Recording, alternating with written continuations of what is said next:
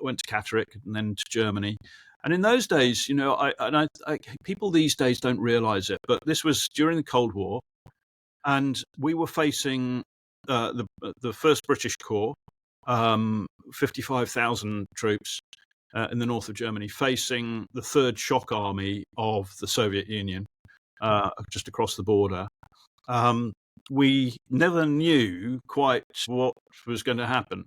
Every now and again, every sort of 2-3 months, we would have a crash out where the sirens went off, and we would run down to the tank park, which was about a kilometre away. The tanks were dispersed for protection in the case of airstrikes and so on. And we would climb on the tanks, and sometimes once we were all ready, and then they'd shut it off and say, right, that was just a drill. Sometimes we would go out into what they called survival areas. We would load up with ammunition. The vehicles were always fueled. We'd load up with ammunition out in the field, out in the forests, and then deploy to our battle areas. And you can imagine, you just don't know you're doing that, and you're 19, 20, 21 years old, and you have no clue whether it's because the Soviet Union has mobilized to come over the border, and you are going to face the whole weight of the Warsaw Pact coming down on you.